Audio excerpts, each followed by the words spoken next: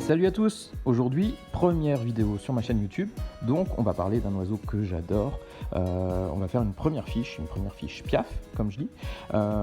Donc ce sont des oiseaux qui sont magnifiques, vraiment super sympas, très peu bruyants. Aujourd'hui, on va parler des éperonniers de Shinkies.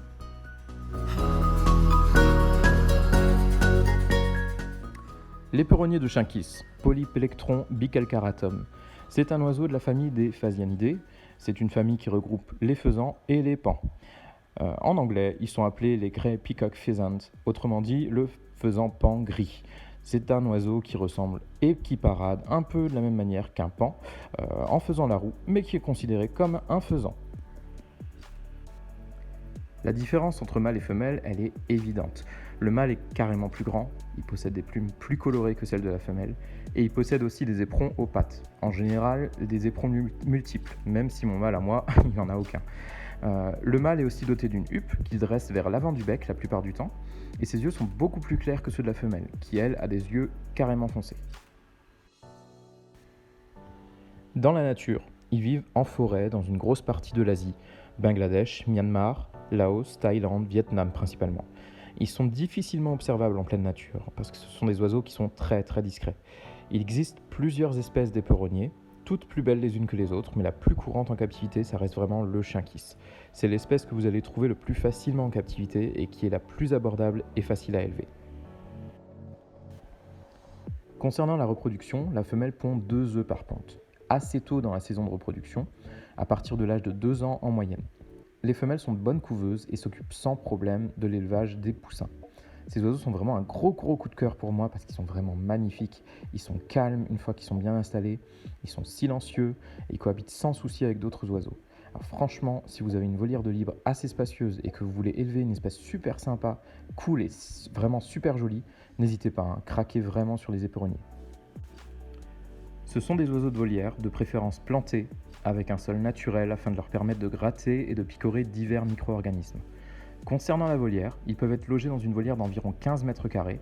Bien sûr, le plus grand, ça reste toujours mieux. Il ne faut pas oublier que ce sont des oiseaux qui sont principalement terrestres. Il leur faut donc un espace libre au sol, planté de quelques arbustes afin de pouvoir se cacher. Bien sûr, il faut quand même leur installer des perchoirs parce qu'ils se perchent pour dormir.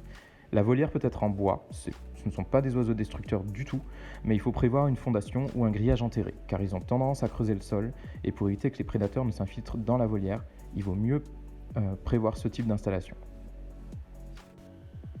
Ils doivent aussi disposer d'un abri fermé et protégé des courants d'air, car ils sont assez sensibles au froid. Pas forcément besoin de rajouter un chauffage ou des perchoirs chauffants, en tout cas pour cette espèce, parce que c'est une espèce qui est élevée depuis des années et des générations en captivité, et qui est très bien adaptée à nos climats européens. Par contre, il faudra faire attention avec les autres espèces d'éperonniers, qui elles sont franchement plus fragiles. Ce sont des oiseaux qui peuvent être timides envers leurs éleveurs, mais qui prennent assez rapidement confiance. Ils sont très peu bruyants, les seuls moments où je les entends, c'est quand ils sont inquiets par la présence d'un intrus autour de la volière, comme un prédateur par exemple, ou lorsque le mâle chante pour appeler la femelle. C'est franchement un cri qui est assez bref et très agréable, peu répété et la plupart du temps en fin d'après-midi. Les voisins ne s'en plaignent pas du tout.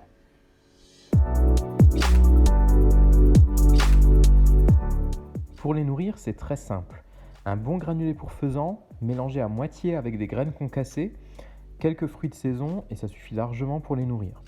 De temps en temps, en friandises et pour habituer les oiseaux à notre présence, je leur distribue quelques verres de farine ou des granulés aux fruits pour tout racco. Ils en raffolent. Et voilà, c'était tout. C'est la première fiche piaf de ma chaîne. J'espère que ce format de vidéo qui présentera des espèces d'oiseaux vous aura plu.